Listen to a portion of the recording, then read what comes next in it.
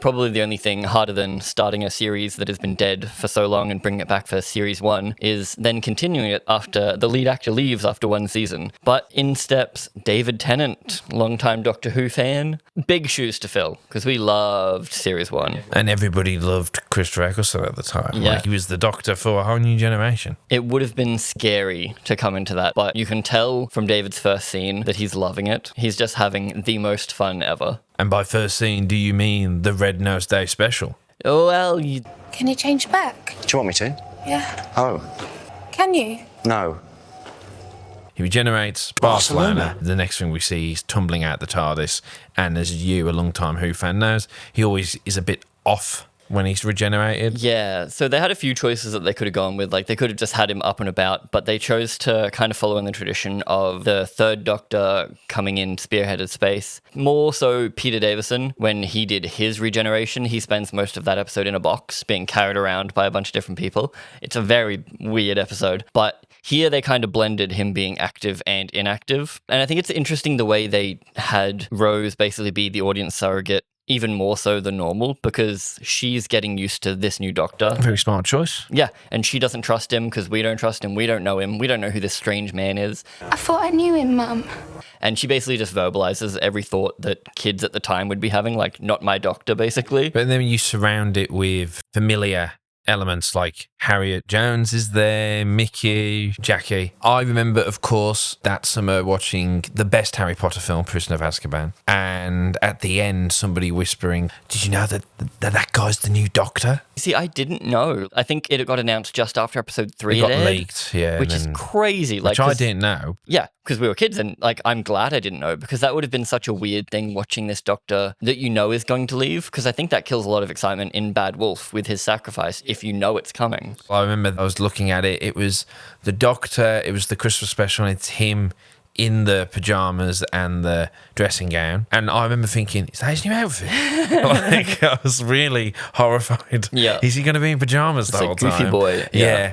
So Rose pretty much spends the whole episode of the Christmas invasion not trusting the Doctor. All the story around that is actually still quite good. Oh, yeah. Like, they don't play it for laughs, even though it is kind of silly. Like, they get attacked by a Christmas tree. Jackie has my favorite line ever. Yeah. But the serious delivery of that in her character, and everyone just taking the most ridiculous things seriously. David Tennant's first scene was actually on the ground after all the Christmas invasion stuff had happened. So it was the "Don't you think she looks Really? tired?" That was the first scene he shot as the Doctor. It is the Doctor's first day and Mickey's first day today. Yeah. The director of that episode is a fun director to watch work, because you see him standing over them and he's constantly making sound effects, and he's like, and the spaceship's going woo, and like everyone follow the spaceship. So it's just fun to see them work, because I've been binging the shit out of all the Doctor Who confidential stuff, and it's just so good. You can see all of them a little bit worried that what they're making now has to save the show. There's only enough time to film the falling tree in one take, so the pressure's on to get it right on the first attempt. With all the complexities of special effects and lighting for night and what have you, we will be up against it.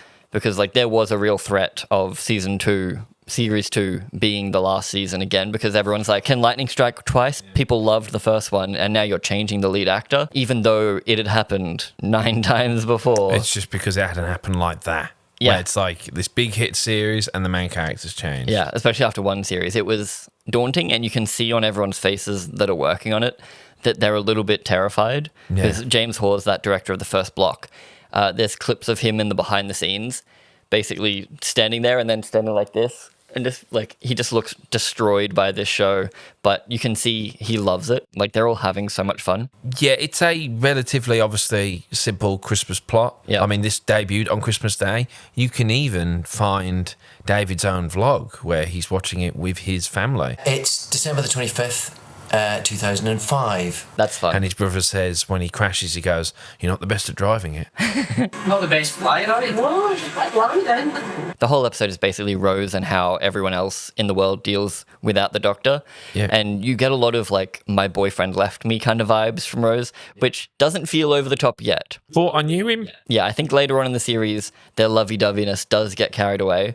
But here it's quite good because you get lines like, the old Doctor wouldn't do this. Like, you wouldn't sleep through this. You're obviously not the Doctor, or you'd be saving us right now. It goes completely soapy again, back to some of the best stuff of Series 1, which is kind of followed through this whole Series 2. Series 2 has a lot of really good episodes, but not as many great episodes as Series 1. A lot of fine episodes, whereas the family stuff still manages to be the best. I'm glad you've said this because I thought we would differ, but that's where I landed on Series 2. Yeah, like there's definitely still some bangers, probably some S tiers and stuff that we'll rate everything at the end. Maybe. But nothing hits as hard as a lot of the highs of Series 1. Which is interesting. It's all about, you're waiting for David to appear, but the details are obviously Harriet Jones, this unit leader. They get taken up to whatever those aliens are called. Sycorax. The Sycorax. They're using blood control and they're threatening the Earth because... Why are they threatening the Earth again? Oh, they just want to enslave us. There's one, they're simple enslavement. The great thing about blood control and the 30% of people about to jump off a roof is it feels so real. Having the whole world being at threat always gets lost in the numbers. But straight up 30%, and you see families walking down the street, and then them figuring out the actual reason that it all went off. Like from the get-go, there's newscasts of the Guinevere 1 getting sent off into space. They mention that there's got a drop of blood, and then it's a nice mystery that actually leads through the actual episode. Obviously, when they go up there, it all seems like it's dire because the whole translating bit, and then Harriet Jones constantly has the "yes, we know" like that punchline. Like, yeah, we start getting that joke of yes, we know who you are, because the fun part of her first episode back in Aliens of London was her constantly flashing her ID. So now she's still doing that, and she's had an incredible promotion. She did help save the world. That's it. She just ran on that. She's got imposter syndrome because she's used to being like the local member, and now she's actually got all the power, and everyone's like, Yes, well, yes, I know who you are. I know, timey-wimey stuff, but the Ninth Doctor says, Harriet Jones, that's how I remember the name, the Britain's Golden Age. 6 months later, he's standing there on Christmas Day going, fuck you, Golden Age, I'm getting rid of you. That's because time changes, because originally she was meant to be the Golden Age, which we find out during Alternate World, Pete's World episode. She is in charge still, and there was a Golden Age. So it's like there is always a timeline where she's a really good MP. And I think that's a great thing about this episode as well, is that they actually show her being a great Prime Minister, because Russell ragged on Aliens of London about like Parliament being not great and stuff like that. Whereas here, you're actually having a Prime Minister that doesn't want to go to war. She's like doing everything she can. Tell the American president to back off. Yeah, she's doing everything right. And then it shows one of the great core things of this Doctor is hubris, and a lot of it, because he thinks he's right, he gets it in his head. And he basically single-handedly destroys Britain's Golden Age because he doesn't like what Harriet Jones does. And the reveal of the Red October style changing, where they phase from talking complete Sycorax to speaking English, and it just flows so perfectly. I don't know who was the one actually delivering that speech, but going from garbled speak to like perfectly. Next to us, you are but a wailing child. Then your world will be gutted. Incredible. Because we all were watching going, wait, that was English, wasn't it? Yeah, like, especially because he's repeating back the translation. You're like, wait a minute. Hold on, that's English. He's talking English. And it works so well for us. And I love when a reveal works for us, not just characters. And then for David, we get a fantastic introduction. Turns out all he needed was tea. Yep. A good old cup of tea. You were completely accept. Like, they made sure that first scene was like, and here's why this Doctor's fun. Here's why you're going to love this Doctor. And here's why, even if the episodes aren't the best, he's always going to be S tier to carry it all through, which is an ongoing theme for Series 2 for me. And you can see Rose flip. Like, yeah, when Rose accepts him, you accept him. And he's more fun, like the whole, you have someone's eye out with that. Like, obviously, you can imagine Eccleston having that because he's never had a chance to grow with his Doctor. Yeah. He was the regretful Doctor. But with this, David's fully settled into it. It's so good. Which is why it's crazy that it's actually his first episode. Yeah. Because I think there's a lot later on in this season where I don't like David's Doctor as much because of how he's directed or written. And for a while there, I was thinking, oh, maybe he filmed that later. But no, he had his Doctor, and that is an incredible powerhouse 20 minutes. Because you get 40 minutes of no Doctor. Yeah, and then it's so good you forget, and then he's sword fighting. Oh, actually, no, we do get a little pinch of the Doctor with Jackie. He's saying what he needs, and Jackie's being my favorite person in the entire galaxy. I fucking love Jackie so much. And which is going to continue through this whole review. And it kind of actually mirrors Unicorn and the Wasp, where he needs salt, and Donna's like doing that thing. Yeah. So I guess that's just a Russell thing that he does. But it works so well for David Tennant. Oh, it's a song. But that last 20 minutes, where he shows every single aspect of his Doctor, We said last review how Series 1 is everything Series 1 needed to be. Like, you get every aspect of the Doctor, and you also get everything the show can be. And here, you get all of David's Doctor in that 20 minutes. You do. It's remarkable. He somehow had it worked out. Yeah, when you rewatch it, you're like, oh, here he is. Like, it is him. It's not like this, oh, he settles in eventually. And as you said, whether it was planned or not planned, but it has been obviously analysed by a lot of people. Victorious. Yeah, that it's right there that you just said the hubris. Like, either they planted that seed and worked it really well. Yep. Because that's the setup to eventually, even though it's his first episode, it's the seed of what will be this Doctor's failure. Yeah. You know, it's crazy. There's a lot of seeding what's going to ruin the Doctor this series, a lot with Rose as well that we'll get into. But because of some things they do later on, I don't know if they ever thought of Time Lord Victorious until David kept giving that really scary performance occasionally, and they were like, shit, he's actually, like, maybe we should work on this. But in that 20 minutes, we get Hubris Doctor, we get Sexy Ladies Man Doctor, because he's coming off playing Casanova in the ITV series. We're getting Action Hero Doctor, because he is a lot more active than Eccleston was. Yeah. Whether that was a writing choice because he's younger, or whether David pushed for that more, I don't know. I guess it's just they had more time or budget in order to afford to be able to Potentially, do this. yeah. We get one of my favourite quirks of this Doctor, his enunciation. A great big threatening button. A big red button. I'm like, Yeah. I just love it. Like, it just tickles me. David is Scottish. Apparently, it was an offhand comment in the script that the reason why he has that accent's because it's Rose or something. Imprinted on him. Yeah. But they scrapped it because you don't need it. Why did they choose to go English? Because we've had a Scottish Doctor before at that point. I would wager it's one of the elements of playing it safe. You've had a Northern Doctor, you don't want to suddenly have a Scottish Doctor. Okay. Like, keeping it more English was probably going to ground people a bit Crazy more. that was the concern. I think it works because he does it so well. I think He does. Like, not even once do you ever think that's not his real voice. Are we in Scotland? Which is why it's so crazy in interviews, even to this day. I've seen him do both accents Yeah. for years and years and years. I've seen him do American too. Yeah. But when he pulls out the Scottish, I'm still like, he is Scottish, yeah. So far, I think I'm doing a damn fine job. I think one of the few times in this era we get to see the changing room. Which is actually just the TARDIS control room. They've put up some racks and they've painted out that, added some CG. I believe it. Yeah, well, it's good because it adds that little bit and you get his iconic outfit. A few things about this Doctor, he's nicer. Even immediate post-regeneration, when he pops out, he kisses Jackie on the head and says, Mickey, and then passes out. Yeah, which is the Ninth Doctor's the one who's just came off the Time War. Yep. Then he kind of heals through Rose, regenerates into a new man, which is why when we get to the 50th, he becomes the man that regrets them, the man who forgets. Where really it would have been the Ninth Doctor would have been that, but yeah, whatever. It doesn't matter. Yeah, he has Christmas dinner. What we will learn as the series goes on, he's the most pop cultural one. Yeah, he's definitely the most human Doctor, but he's also very quirky still. Like, he fits all that stuff in and it all flows perfectly. Don't you think she looks tired? To this day, one of the hardest scenes of all time. Well, yeah, it shows the Doctor is incredibly powerful, that he's incredibly clever, and obviously he's had so many stories he has to be this clever. But yeah, the fact that he knows how to bring down, like, the domino effect. Yeah. But also, there's realistically no proof that that is what caused it. But it made her anxious. Yeah, speaking to that guy might have done nothing, but the fact that Harriet didn't understand it and she had so much respect for the Doctor, but it could be that she stayed up all night and she woke up looking tired, and then the next day, because like we've seen all this stuff with just like current leaders, they look shitty one day and everyone's like, they're fucking dying of syphilis. Like, they might be, I don't know. New Doctor. Only just.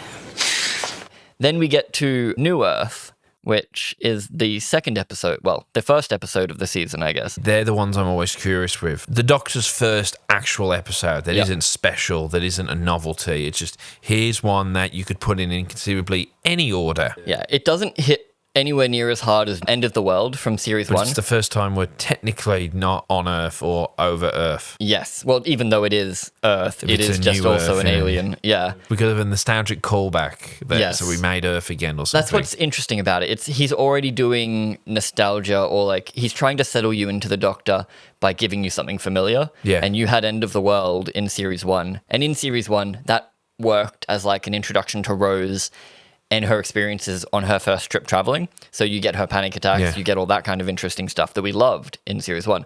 But here, you're not so much being introduced to the Doctor in a new way, because he's pretty much set in stone already. Like, he established himself so well that he doesn't do anything here that surprises or shocks you. And you've got Rose, who is kind of already set in stone. And this is the episode that made me think Rose is getting a bit stale. We kind of knew this was going to happen as the series goes on. We're just giving our opinions, but this is that. Oh, there's a lot of episodes like this in this series where it's just, that was fine. Yep. And the way we're solving problems is okay, I guess. Yes, it's a little Deus Ex-y. Well, the novelty of that one is that it's David's first one, and now it's like body swapping with Rose and body swapping with... It was an interesting choice, to suddenly have him not be him. For brief moments. Yeah, done fantastically. I assume it's a callback to a bunch of parts David Tennant had. Like, David Tennant has played a woman a lot of times. Billie Piper's great because she's having to play a posh person. I can't Adam and Eve it. What's with the voice? Doing like, up the apples and pears, governor. And I believe Billie is a bit more posh than Rose is. She is. It's a little jarring to see Rose. She's softly... Yeah, she's just well-spoken. Yeah, Billie Piper is softly spoken, well-spoken. But Rose feels quite uninspired by Mickey, but it's all she really knows. This is beyond coincidence. This is destiny. It's not nostalgia baity. No. Because he's not doing it to like make us go, oh, it's that thing. He's doing it to try to ease us in to David's character. So we do get a couple of parts of him. We do get revengeful Doctor again, shouty Doctor, but also absolutely loving getting washed up and cleaned by this machine. Like, you can see that he loves this stuff. The shop reference, which comes back. That's where I'd put the shop. Yeah, it just doesn't hit us hard because it doesn't really do anything for our characters. Our characters kind of start and finish the exact same, but they have a little wacky adventure, which is fine. And I think that's just the difference between a fine episode and a great episode, because it is a lot of fun seeing David and Billie act like Zoe Wanamaker. I'm a champ! Because she's such a powerhouse as it is, and then having them play parts of her, because she's never on set with them. That's what I'm saying, is that you realise how little she actually is in this episode. Yeah. But they imbue her so well. Yeah. It feels like she's the bad guy the whole thing, but really it's just them pretending doing voices. It shows good immersion. That scene was a nightmare, filming them getting washed, because you had to spray them down, reset, spray them, reset. And again, I love the behind the scenes so much, because you just see everyone being like, the day is disappearing. We're a little bit panicking. Yeah.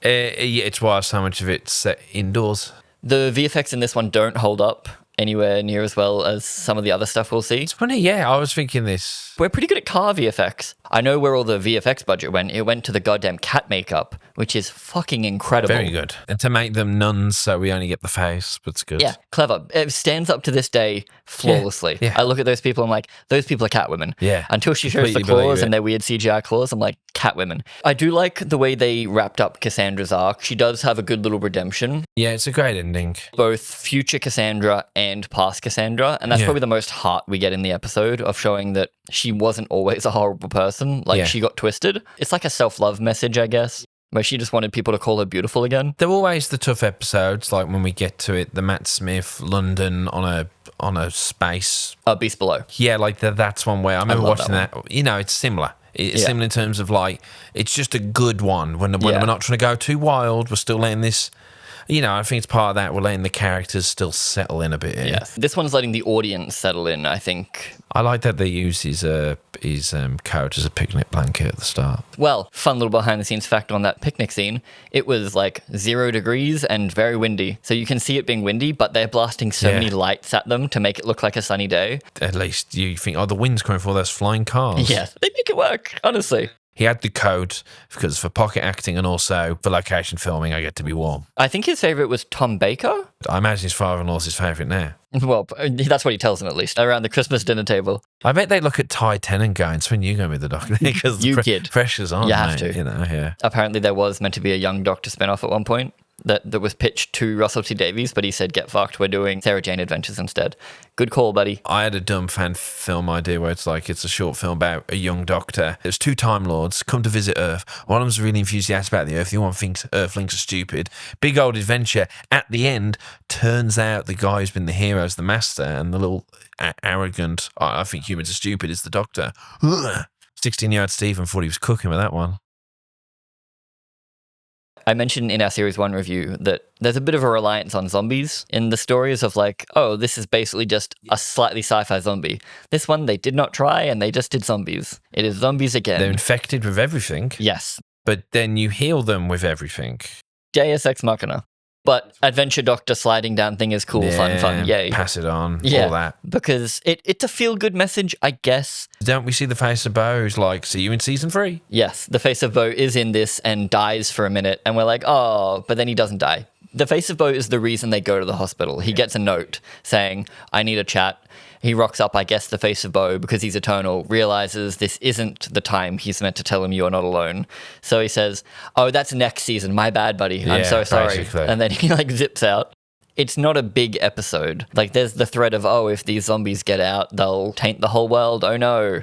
But realistically, the stakes are pretty low. It's kind of just a low-stakes, fun episode. Well, yeah, because the highlight is the body swapping stuff. Yeah, it really is. We need everything to focus around that. And the makeup department just went hard on the cats. Oh, I guess with Cassandra, it's kind of gone from making fun of plastic surgery to being like a body dysmorphia thing. Yeah, and just accepting that death is a natural part of life. Yeah, and that change in general is, which is kind of the story of the show of oh, the Doctor's different now. That's okay. I've half expected to just fuck the timelines, just body hop into herself and just go, I'm just going to... At the very end. Yeah, I guess maybe it's unwritten that because Chip's dying, she now no longer can move. Possibly, or something, yeah. Because the body, it's locked her down. Yeah. But because I was like, no, you just jump into whoever else was around. It is a much sweeter ending. Yeah, which is why they do it. But it could have been a pretty gross after credits if they're like, by the way, Chip transferred and she's evil. And it is nice that they didn't do that. You would have the natural ending. Yeah, it's restraint. And it's nice to give that character, because the character you wouldn't expect to come back and have a return. But as you said,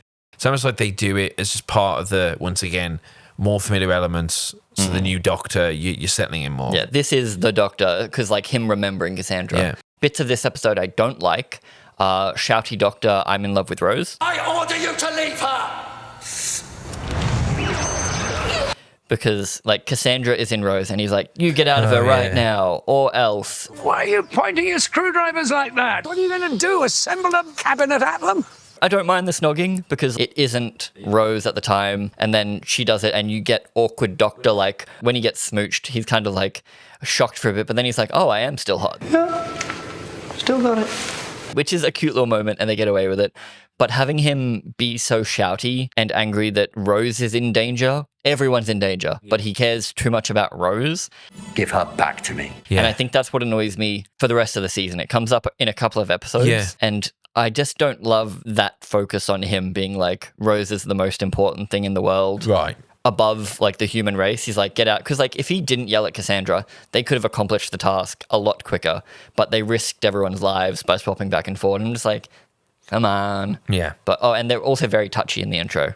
I think I just don't like the Doctor dating, which is why I love Matt Smith, how Moffat was basically he will turn down every advance from Amy because he does not know what's going on, to the point where I'm going to put her husband in the TARDIS too to make sure that nothing happens. He's the one who gets married. Yeah, it's he really wanted to make sure that there was no shipping, because this is the Tumblr generation of Doctor Who 2006. Rose and 10 live on, yeah. Yeah, the cosplays of Rose and 10, despite the fact they had one season together. Yeah, it's crazy. Are we in Scotland? And there are stories of wolves in these parts. A werewolf. Werewolf? I know. When I was watching it, I was like, I barely remember this one. Because I feel like I've skipped over it whenever I feel like watching Doctor Who, what should I watch? And I'll watch Fireplace, man. I like this one a lot more than I like New Earth, because this one doesn't rely so much on the, hey, remember, this is kind of their first adventure as themselves. Yeah. They're very buddy-buddy, but in retrospect, it is cool to see how this is their downfall. The way they get into it, and the fact they're not taking anything seriously. And Queen Victoria calls them out because of this Torchwood is found. The intro to this episode is an abomination, though. It's playing right now if you care to refresh your memory. Yeah, and I believe there was a webisode that had an extension to it with a werewolf hunting people in the... That rings a bell, yeah. Was this shot on HD cameras? Were they just really excited? If we're going to do it, then we might as well do it big time. For that sequence, we're going to shoot on a high-speed camera, so it's going to be slow-mo anyway. I'm not a martial arts expert, so it's kind of got lots of elements of things like 28 Days Later, so it's got a very fast shutter speed, so everything's kind of very flicky, and there's lots and lots of cutting in it. It's a very weird opening. They wanted action, but they don't have the tools to do huge action. Yeah. So it resulted in worse than the Bourne identity cutting while they're just doing like flips on wires. It's a little sad that they wasted so much budget on getting these guys on wires and having them do big flips just to cut the absolute shit out of it. And it's just aesthetically, it's like warrior nuns with quarterstaffs in Scottish Highlands. But I think it is good that you get a werewolf story in your sci-fi show, and it doesn't even for a minute feel like a science fantasy show. Yeah. Like, it's like, this is still science fiction, because they're like, oh, it's an alien, and that's just the way it happened. When you see the actual VFX of the werewolf, which are way better than they have any right to be, for like compared to the cars we had in the last episode, I'm like, this is good. Shot at night too, the darkness helps. They knew what to do. Whenever he walks down corridors, they have all the candles IRL moving. The setup is though that they've landed 100 years too early. It's meant to be 1979, but it's 1879. And he knows that immediately. He walks out and he's like, oh. My favourite little thing is faking a Scottish accent. Yep. And the name he gives Dr. James McCrimmon is Jamie McCrimmon, who was the second Doctor's companion. Cute. So just, again, if you didn't know, you didn't know. But if you do know, you're like, haha. I'm Dr. James McCrimmon. Oh, Guy, I've been boot in a boot. No, don't do that. We are not amused. They're making jokes about the Queen. Apparently, in real life, she was very small. The Queen Victoria. Oh, small. I know she was witty and a genius. And this episode does have a reverence for her, which is cool. Like, even though she's royalty and they're an easy target, because especially coming from Russell, who would love to take jabs at the royal family. We have video footage of Victoria when she was very old. Like when she was like on death's door, like early 1900s type video footage. Jeez. You know, the guy's doing that. It has a reverence for her. It treats her as a very clever woman. Fun fact, 2 Game of Thrones actors, we see him right here. That guy's one of Ned Stark's men, and the bald guy who's in charge of all the guys, he's one of the magicians of Tarth. Guy. Yeah. Fun fact for you. It's almost like England has 3 actors. Yeah. I'm sure there's other Game of Thrones actors in there now. They real obvious. No way they don't pop up. I was constantly. like, is David in Game of Thrones? No, he's not in that one. So the setup of the actual episode is that they want to kill Queen Victoria. No, they want to turn Queen Victoria into a werewolf. That is the whole goal of this werewolf cult. What always stands out is David elevates any scene he's in, and I can't emphasize this enough. I don't think he misses it. Yeah, I think he does really well in this. This episode, David doesn't do any of the shouty stuff I don't like. Even though Rose is missing for a big chunk of the episode, like they get separated quite quickly because she gets kidnapped.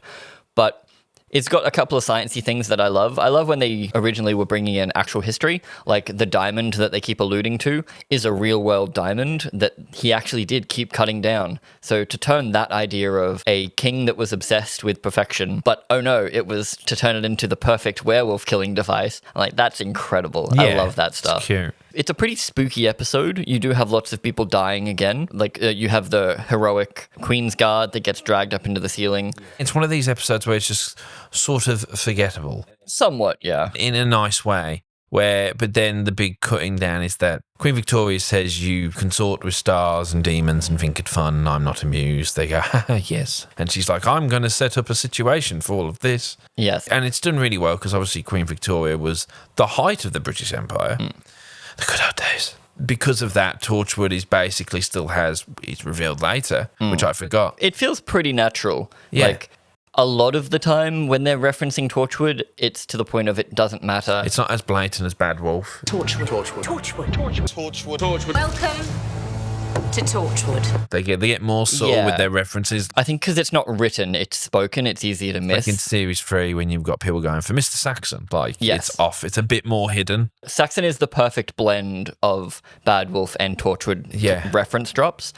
And it also helps that they got a spin-off out of it, so it doesn't feel pointless or anything like that, whereas Bad Wolf kind of disappeared into the ether. Torchwood has more staying power because it actually meant something. It wasn't just a reference to the actual Deus Ex happening at the end. We get a reference that weirdly comes back in Lux. We're 60% water and we can still drown. You're 70% water, you can still drown. Makes more sense here personally than Lux, because Lux could have just gone outside, whereas here the werewolf couldn't get shot by the moonbeam.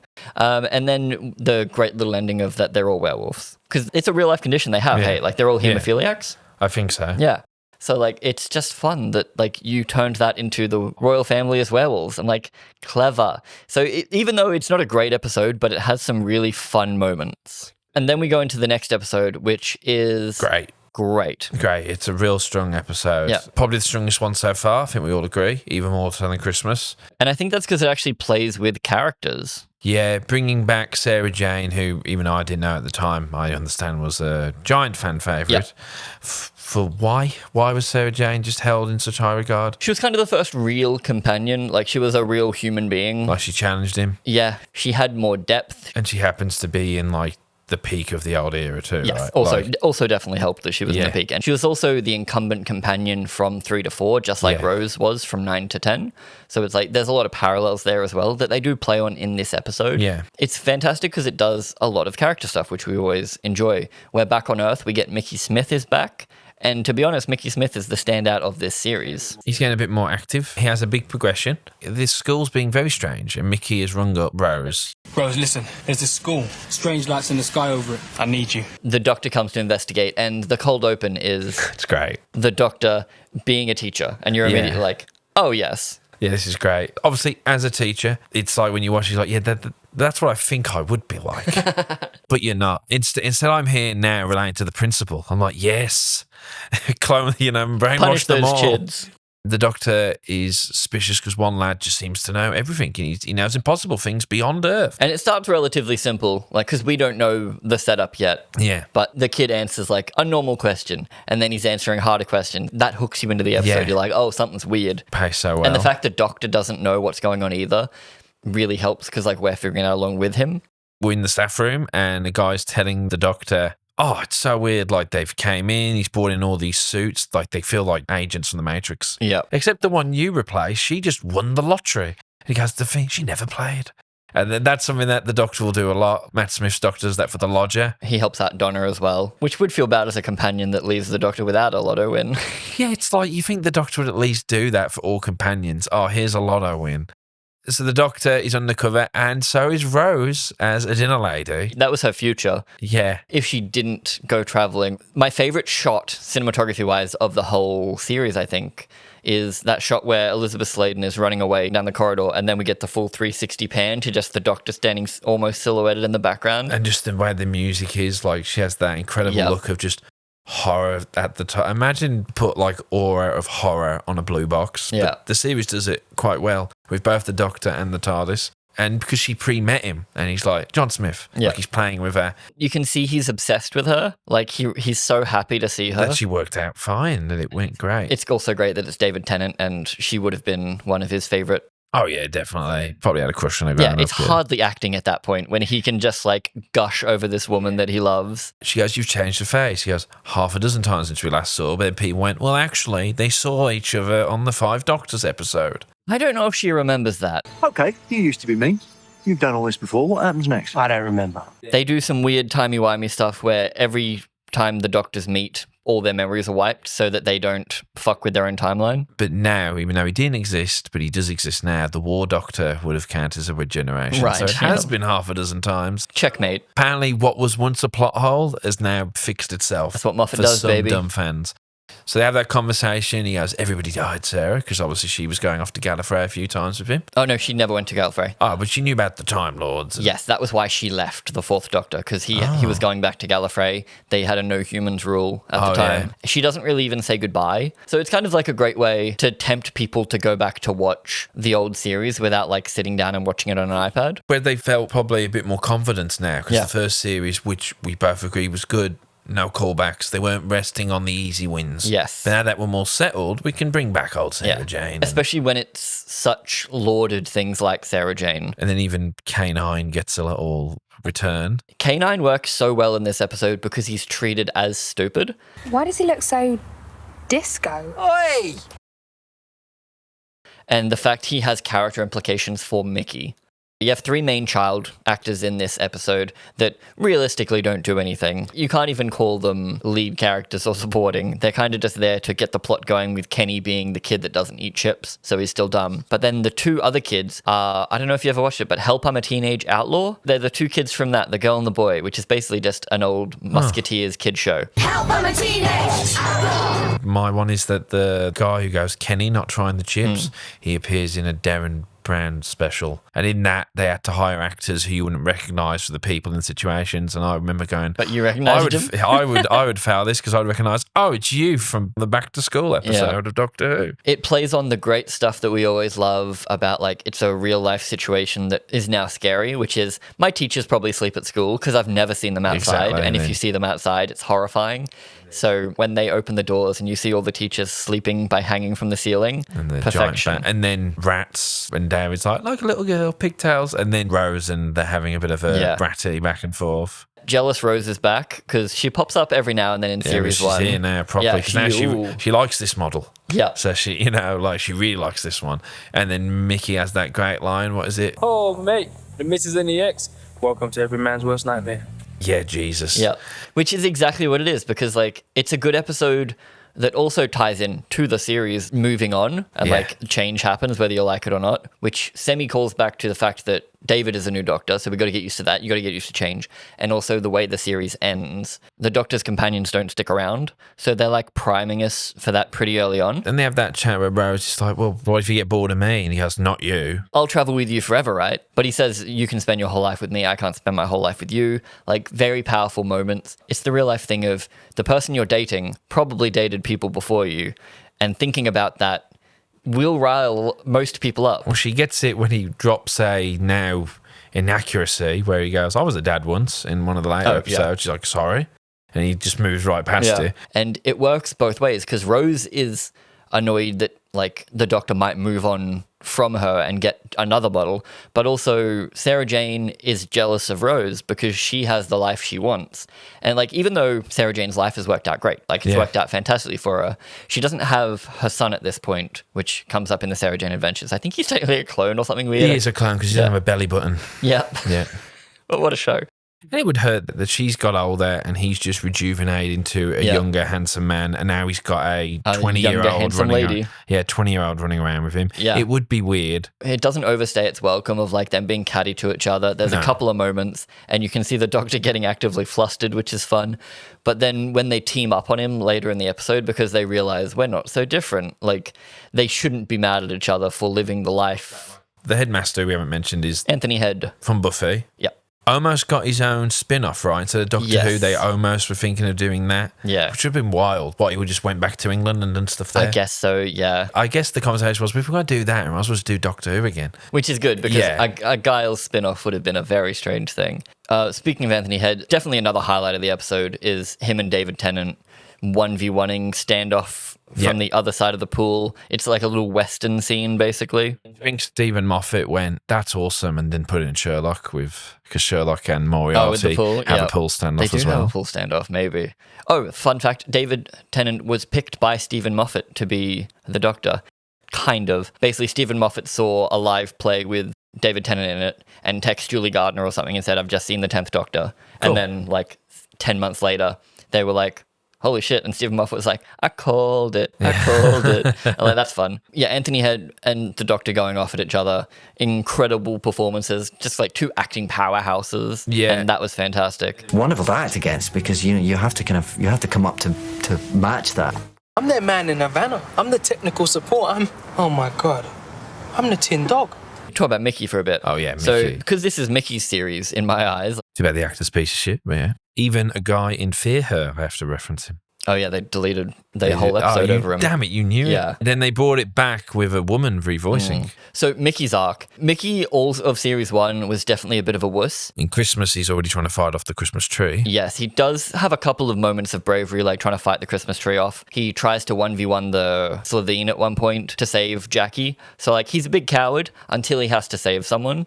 And it's kind of just showing him growing the whole time because he gets directly compared to the Tin Dog, K9, and it's his realization of, I'm their tech support, I'm their man in the chair, I'm the Tin Dog, and everyone's just like, ooh, buddy. Don't forget to crack the window. He's like, he goes, yeah, I was talking about the dog. Yeah, that's another reason I do like this episode is the Doctor being mean to Mickey again. Yeah. It's just fun when there's those dynamics of not everyone is best friends. Yes, which continues through Mickey's minor tenure that we have on the TARDIS. Mickey kind of realizes that he can be the hero because, like, if the Tin Dog can be the hero and make a big sacrifice, fantastic things like, we are in a car.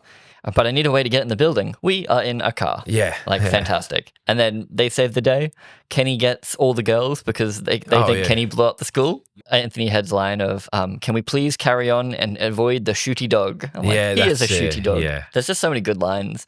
Really fun episode. And it actually does character stuff, which is what the first two were missing, I think. Yeah. They're good. They're not great. Whereas this one, great. Yeah, and then we get the GOAT of Modern Who comes in. Stephen Moffat, here he is. And we get Mickey coming along because after realizing he's a hero in school reunion, Mickey's like, maybe I should. And Rose has to, oh, yeah, great. You should definitely come along with me and the Doctor. This would be awesome. This won't be in the way at all. Yes, you'll definitely not cramp my style. A fun little inversion of the Mrs. and the X. Yeah. But then also the Doctor gets a new girlfriend in Marie Antoinette. Yes, and it is a fantastic episode. It is, I won't bury the lead. It's probably my highlight of the whole series. Yes, I think so. I think it's great. It's one I have probably returned to the most. Like when I feel like watching Doctor Who, it's the one I've returned to of series 2. It's not heavy in a way that like it doesn't feel like a comfort watch. And it's the right level of clever from Moffat. Oh, I love concepts, right? So this nails so many things for me. Like the cold open is 1700s France. Technically it's vague because in the behind the scenes, they were talking about what the costume should be. And Russell T Davies is like, I don't care if it's not period accurate, make it look French. Like it feels right. Yes, make it feel right. It's the way when you think of England, it's either medieval or industrial. Yes. This is the version of France you think about. Yeah, even to the point of The Great, like the TV show The Great, you do that because that's what it feels like. Yeah. And like that's what works so well here. When Nolan right now with The Odyssey, it's like, you got to have a guy with the hat on. Yes, it's not correct, but fuck you, it's, it feels right. Yeah, cutting from that cold open where it's luscious France to everyone walking out in a spaceship, your brain's immediately like, what is happening? How's this going to work? And it doesn't take long for them to find the fireplace. And then you're like, oh. And then the fact that it's a rotationary thing, that it's not like, I feel like in today's version of Doctor Who, they try and do some effect. Yes. The fact that it's just a very stagey. They built it and it was expensive. Really, the rotation. Yeah, the whole actual thing, the whole area rotates. Sets that are next to each other. Yeah, this episode was incredibly expensive. Oh, I can imagine. Costuming, ballrooms, extras. I don't know how TVs work because I know you're talking about blocking, but I just imagine the conversation of like, we need more money. Take out Fear Her or whatever that episode is. We'll get to it. Nowadays, we're doing an 8-episode run. Yeah. Fuck Fear Her. It was incredibly expensive for everything. In the behind the scenes, I think they mentioned budget 4 times in 10 minutes. It's all the outfits because they're the killer is having banquets. Extras, yeah. Just they're like, the killers. I have to pay all these people for 6 hours just to stand there. And be in costume. It's one thing to have extras in modern day because they can kind of rock up in what they're wearing. Yeah. And you'll be all right. Whereas you've got to get everyone fitted. Yeah. It comes back in the Cybermen episode of how expensive it is because they had to get all of them to walk the same. Yeah. They had a choreographer that trained them for weeks and weeks to walk the same. It's such a gushable episode. They don't just tell you what the cool thing is in the episode. You get, oh, that's weird, there's no crew. Oh, why does it smell like barbecue in this place? Why is that an eyeball? Yeah, why is that like that? We did not have the parts. Where's the crew? We did not have the parts. Yeah. Incredible. It's just good. It's so good. And then Fireplace man. The Doctor arrives and it's a young girl and she calls him that fanciful like Fireplace man. Yeah. You can see the seeds of Amy Pond. Yeah, he just had to take it all again, which Yeah. is fine because It works. And he has that style which has been pointed out, that fairy tale style, like Amy Pond's in, and it's Peter Pan, she's in a nightgown and all that. So he has that great scene like the clock's broken, what's the ticking? It's a pipe bomb. It's under there. Yep. Which harkens back a little bit. He doesn't not repeat himself. I will give him that.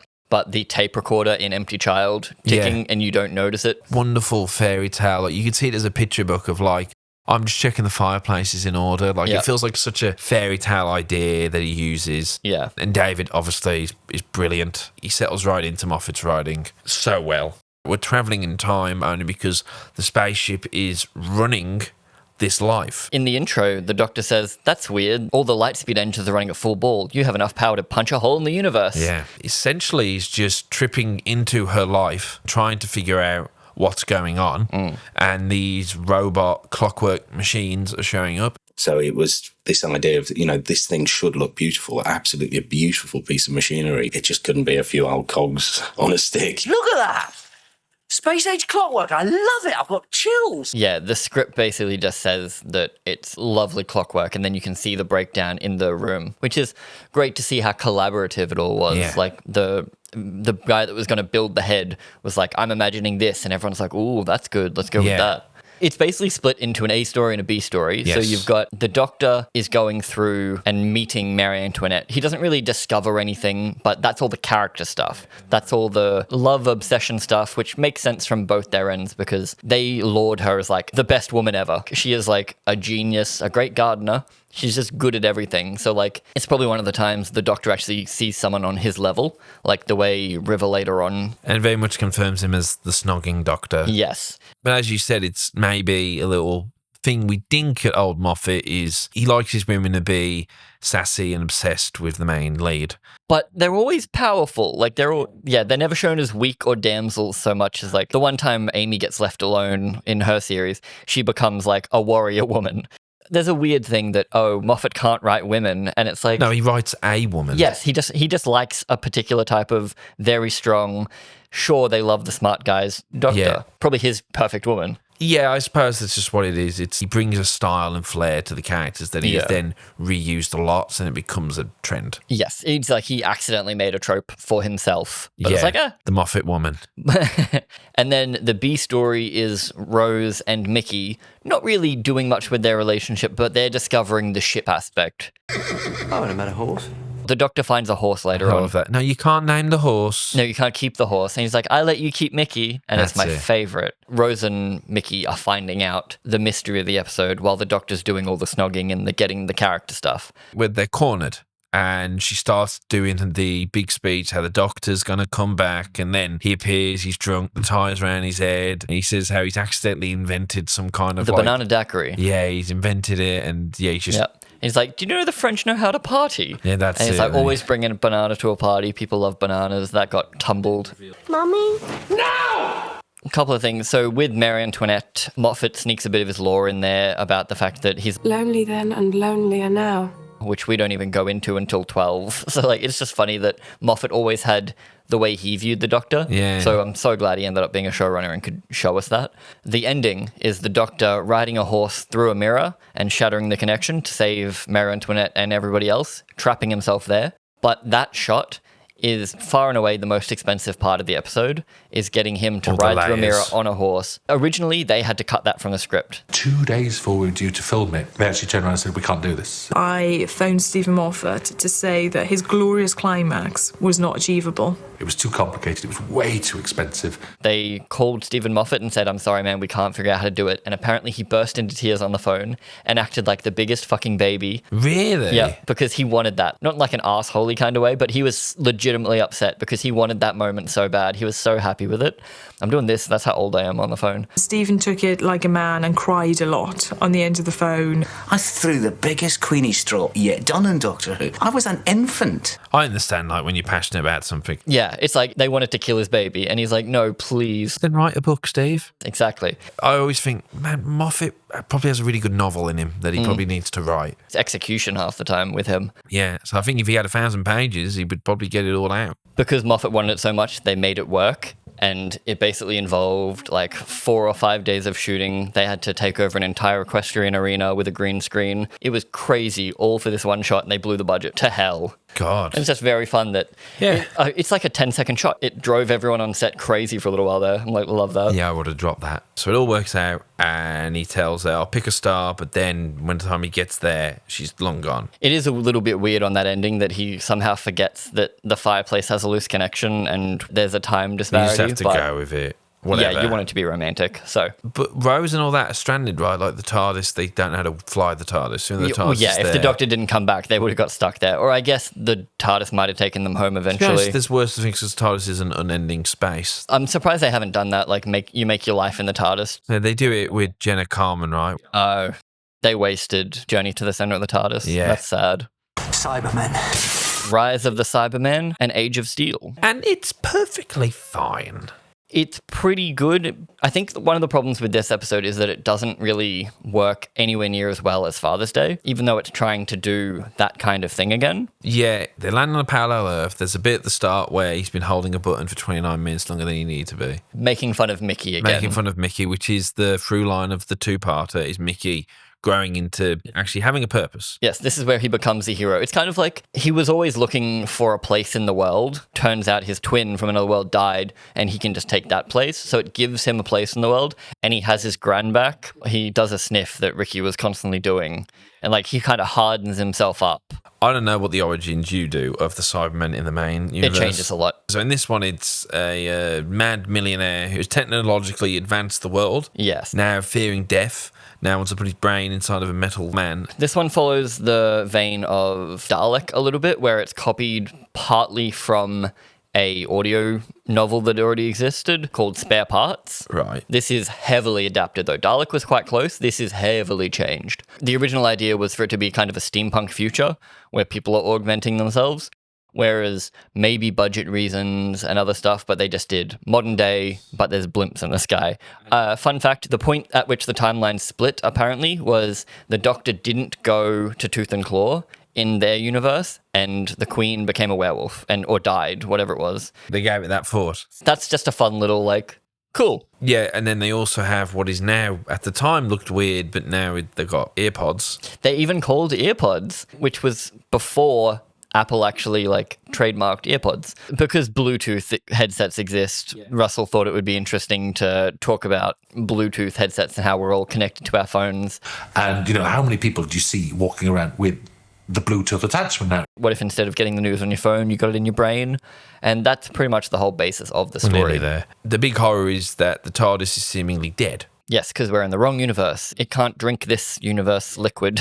Happened randomly. They just happened to fall in. He makes reference that, back in the old days, you could pop into a parallel world and be home for tea.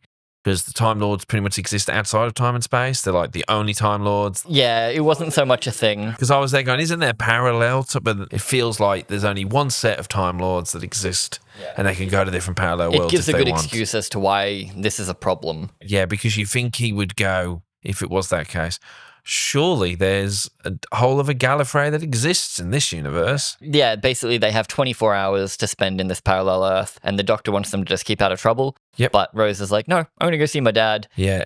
It's great because Mickey's just like, I know you're not going to follow me, so I'm just going to go. Have fun with Rose. We'll get him out of the way. He goes to his nan, who has, because she's partially blind, the character, so blind that we can see the boom guy in the reflection of her glasses. Yeah. We get a Mickey lore drop from Rose about just how, why Mickey is the way he is, because, he's always wanted a mother figure. Yeah. So, and that's why he kind of seemingly roams around the estate by himself. But I did love when he goes and sees Ash, Ricky, she has that moment that she starts hitting him, and he's so good at doing the whole, stop hitting me. Yeah. But yeah, he does you're complimenting, but he holds back that bit of pain where he sees that the carpet's got the tear, and that is what inevitably did kill her. His laziness or him not caring enough was the reason, so he blames himself. Yeah. So it adds a lot to his character in one episode. Yes. And then you also get the lovely sci-fi trope of parallel selves. Yeah. So then you get him getting to play two parts, which is in so many things, and it's always fun. And they actually do it quite well here. You've got them walking behind each other in scenes, and most of the time you're not thinking, oh, that's just him talking to nobody. Yeah. It's not Parent Trap levels of good, but it's pretty damn good. But the whole, he is me. And he's doing a meaner version. Yes. He's London's most wanted for parking tickets. Because he's hard, but he's not actually hard. But they're the freedom fighters because they know that something funky is going on. Rose gets to go to her dad's very rich, mum and dad's very fancy place. Figures out that she's a dog in this universe. And it's Jackie's 39th birthday again. Yep, turning 40 in this episode. But it's the 40th anniversary of the Cybermen. So right, it's a little double-double. Double-double, that's cute. Rose gets to see what her parents are like together, and she has that whole, it all works out, and it's because I wasn't here. Yes. That blame, and David's like, they're not your parents, you can't think like this. She's talking with both of them, and they kind of innately start sharing stuff. He gives up really important information, he just throws at her. It's the same thing they did in Father's Day. So they are retreading. Jackie in this is a bit harsher with her. I mean, she doesn't have a daughter that softened her or a husband that left her. So she is kind of the worst version of Jackie Tyler. The fact that it doesn't matter because she gets got. It's interesting that in the same way Dalek didn't bury the lead that it was a Dalek because they called the episode Dalek, this is called Rise of the Cybermen. Yeah. And I don't know whether they're trying to get around leaks by being like, obviously they're coming back, or whether they were trying to build hype for the episode. But I think it would have been more interesting if you don't go into the episode knowing that it's Cybermen. I guess viewing figures, right? It's halfway through the season. You want to keep interest. Yeah. Cybermen, which is probably why the Dalek was. Yeah, perfectly placed. Yeah, so, and also then you're setting up what the finale will be. It's not on the level of Dalek. No. And it's not on the level of Father's Day. It's kind of trying to blend those two elements together. Both two-parters in this series, I was there going, this probably could have been a really good 45 minutes. But anyway, the constant theme I was watching it, is this not as good, or is it just that I've watched 17 hours of Doctor Who now, so now I'm getting a little bit... I think it is because a lot of the character stuff does get a bit stale with Rose and the Doctor being a little bit too samey. Because they are so buddy-buddy, they don't mix up the dynamic as much. Yeah. Like, the reason Empty Child also worked was because you threw Jack in there, Yeah. which really muddled up the dynamic and, like, shifted things around a fair bit. Whereas we aren't really changing the dynamic of these characters. They're just fine with each other the whole Yeah, time. like School Reunion introducing Sarah Jane really made things different. Whereas here, this is just another adventure. The only difference is really Cybermen. But we do at least get some character, which puts it above the first two again. Yes. So. But this is a surrender! You will be deleted.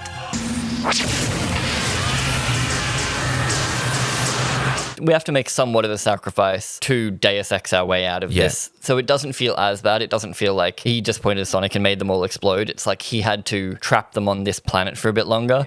It's not the best sacrifice because it heals over time.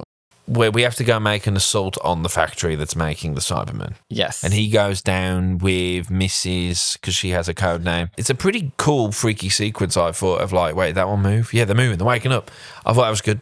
The bad guy is a disabled man, which is... Russell, didn't you know? But it does work for the character at least, because his body is failing him. Yeah. It's not the fact he's disabled that's the trope, it's the fact that him as a whole character is just a bit tropey of like, billionaire genius is... His body is failing, so he makes robot body. It's not as good as some of the other origins of the... It's not as good as World Enough in Time, for instance, because it's like one guy deciding this. It's kind of cooler when society accidentally upgrades themselves, which is more what Spare Parts, the audio drama this is pulling from, is. It's everyone upgrades themselves. To the point of becoming...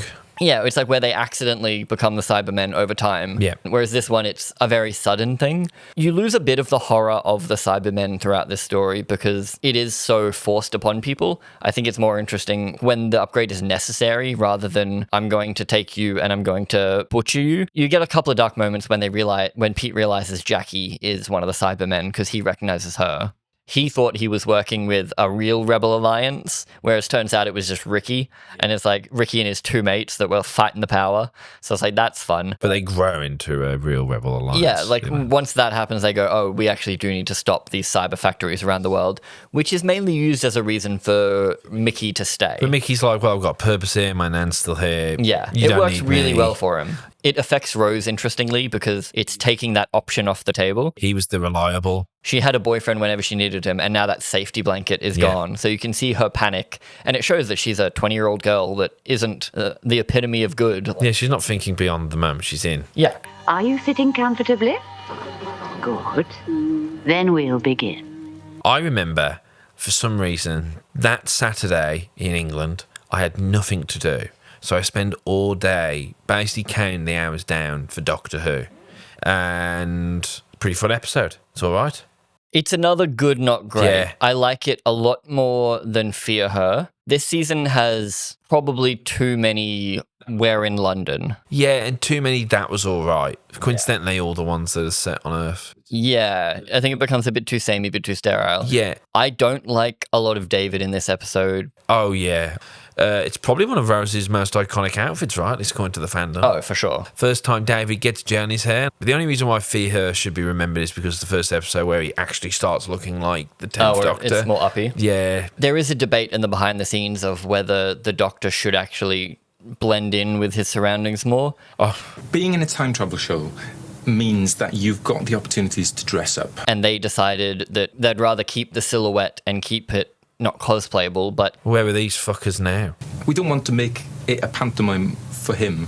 but they wanted to make it so that kids can dress up as him because, like, David Tennant has the Tom Baker scarf. So, like, Tom Baker wasn't changing his scarf all the time. He had a long, multicoloured knitted scarf. My granny knitted me one, so I would put that on and run around the garden. Making it iconic is a good thing. But isn't that an outfit that actually would fit in this era? It's an outfit that actually would work. Oh, yeah. I mean, most of the outfits would fit. Apart from the multicolored dream coat, you'd probably be okay. So the setup of the episode is that TVs are scary. It is the Mark Gatiss episode of this season. Oh, Mark, he's always just fine, isn't he? He does okay, yeah. It has a cool idea of people becoming faceless and getting their faces sucked off. When you're a kid, scary. But I think the episode doesn't hold up as well for me as an adult because nothing really feels connected. But this is the thing with Mark's episodes a lot, I find, is that they always feel like they've just... The Robin Hood one, sorry to jump on your point, but it's like she's a school teacher who's now fascinated with, I want to see Robin Hood, a fictional person that doesn't exist. More of an excuse to do it. Feels like whenever he's brought in, it is always just write a Doctor episode. Yeah. The pitch was that it is meant to be the 50s episode. That was what he had to write. He was told to write a 50s episode. I know. So he latched on to the coronation while doing his research, and that was cool. It's so funny to see the way they can just use England because, like, all of the buildings look identical. All they did was change some of the door fronts. Honestly, they wouldn't have even had to change the front doors, and I wouldn't have noticed. I was recently in England, and it's weird how it hasn't changed a lot in the over 10 years since I was there, but then there's just, that's a different shop there now. Like it still feels the same frontage. because it's built up, whereas here it's like a whole new housing estate has appeared on my road in the past 2 years. Hi! Who are you then? He used the psychic paper and he's a duke or lord, and then the guys chased him going, "You want to be careful there, my lord." He's like, "It'll be fine, it'll be fine." That's always my highlight of that. I love The Wire. The Wire is an incredible villain. I think it's mainly her portrayal. To this day, whenever I get hungry, I will just randomly shout, "Hungry!"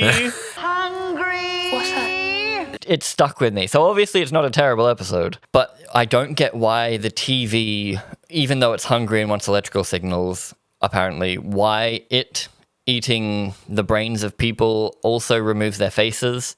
It's mainly so that you can have a spooky visual. It's kind of the weird things like that it's not so much yes and, it's this happens now, which is usually a pretty strong suit of the show, is that this happens because this happens because this happens. Whereas here it really is just like, we wanted something spooky, we wanted it set in the 50s. Yes. Something that people hate in this episode is the ending where the dad gets kicked out, but then Rose tells the kid, "He's your dad, go forgive him." People are like, you shouldn't forgive bigots and people that suck. Like, he was mean to his son. But also, Rose has no dad. I think it's a bit caricature-y in the dad himself, which does hurt it a fair bit for me. The detective inspector, there is a good moment with him and David where basically David starts out the scene being interviewed by him, but by the end of the scene, David's interrogating the police detective. And it's just another good display of, like we say, David's working well in all of these, except he does get too shouty when they kidnap Rose. He gets very angry about just Rose. I'm like, there is a grandma there that also got kidnapped. And it's only in these couple of Earth-based episodes that it happens. Like I said, Tooth and Claw, he doesn't seem to care as much. I'm like, it's just weird coincidence. Yeah, it's just some people wrote him more shouty, or the director of that episode thought, hey, I'm going to make him more shouty.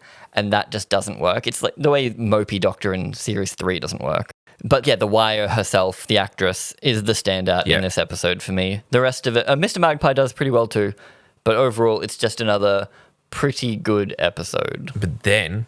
Welcome to hell. Oh, it's not that bad. It's funny, these space station episodes are really bringing in it, aren't they? Because there's another space station, great setup. Who wrote this one? That's one of my notes, actually. Matt Jones. Has done pretty much nothing else, like on this or Doctor Who. Really? Yeah, like they never really got him back. And I'm like, why? He did so good. This man cooked. Apart from Fireplace, this is my favorite of the series. In fairness, I do love Sunshine. I do love Event Horizon. I love that kind of like space horror. And this almost nails it. There's a few things that I think are a little silly at times, mainly the hologram of the devil. When the hologram changes to the devil, I'm just like, well, that was unnecessary. You could have kept some more mystery there. But it's such a perfect, like, Firefly, Serenity, ragtag crew. I love the soundtrack. I don't know what the instrument is. I wish I was better at keying in instruments. Yeah.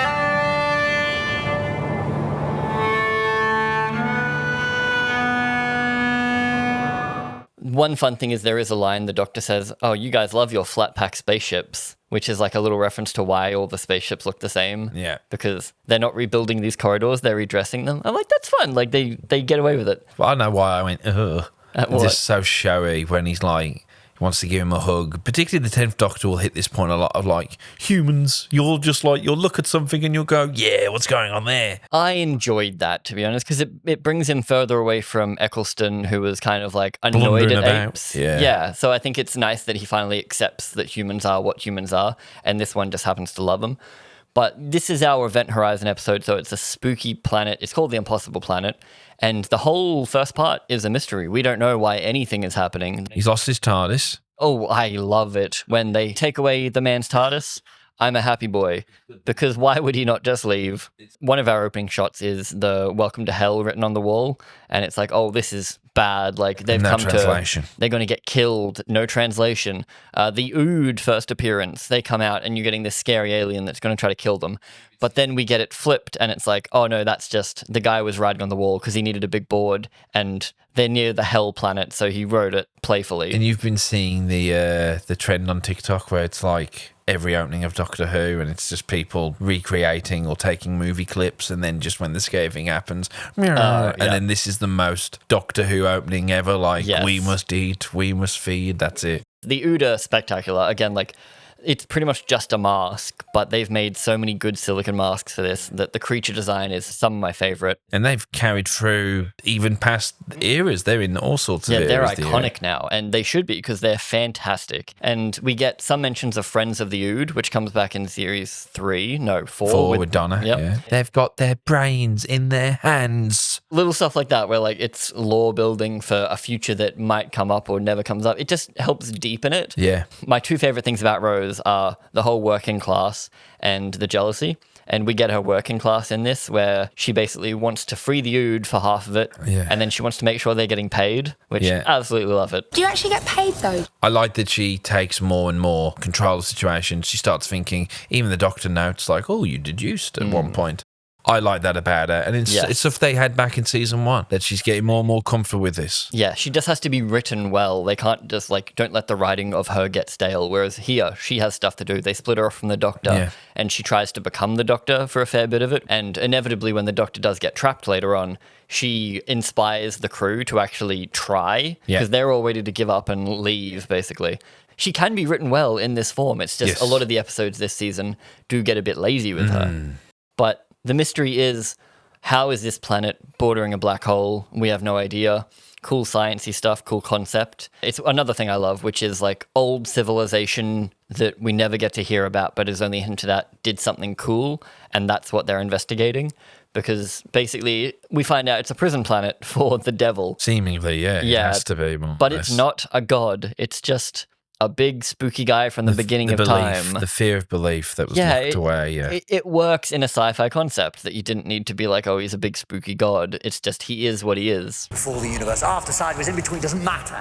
They do ruin it a little bit for me when they're doing all this tension and everything's so scary in the first part, and then the hologram cuts to a CGI devil going, rawr. My favourite bit of both episodes is when the Doctor's being lowered, he's talking with the woman who plays his wife in David's recent series on Disney+. I remember liking that conversation, but now I'm completely forgetting what they actually are talking about. It feels real and it humanizes her, because that's what I love that they've taken from, not Sunshine because it didn't exist yet, but Event Horizon, of like every part of this crew has a purpose and they all feel really distinct despite there being a lot of them. Yeah. They're all sweaty and wet and dirty and it feels lived in, and like, this is fantastic. And there's a scale to it. We go down, we go really down, like, and even though obviously it's the whole good soundtrack, good acting, good little effects when needed, and it felt like a big space station. We did a few wides of a CG. Yeah, they showed us where the things were, even though it's repeated corridors. But but it's all great. the whole first episode is that build-up. You could say that it's a slow episode, but I think it works here because it does build so much tension. You've got the captain that has been thrust because the real captain died when they crashed, so everyone has depth to them. Yeah. Except one guy, the guy that is first killed by the Ood. He's just guy with gun, but we needed to kill someone, so that's what he's there for. We have like the deep impact level of someone has to die at each area we go to, so it adds stakes. And because we care about all these people, because we spent a whole episode setting them up, it actually hits hard when like even the gruff military guy when he stays back to shoot off the Ood. Right. Yeah, like he has a change of heart. I agree. This is a worthy two-parter and deserves to be it. It's one of the strongest, arguably the strongest if you weren't so inclined to the Moffats like we are. Yes. You could argue it was the strongest. I think it's interesting that you've got two. You've got a slightly lovey-dovey Girl in the Fireplace, a bit more romanticized, really strong episode. And here you've got more of a horror escape episode that's also super strong. And good all around with everyone. Rose and the Doctor aren't lovey-dovey in this, which is great. But when they think they're trapped together and they're going to go back to Nunu Earth or whatever we're up to, get a mortgage and get a job, they're just going to be good friends. But like, there's a hint there of like, oh, maybe we're more than that. It's weird how they are so obviously in love and together in this. Like when she's here going, I'm going to travel with you forever. Yes. Come on, man, just seal the deal.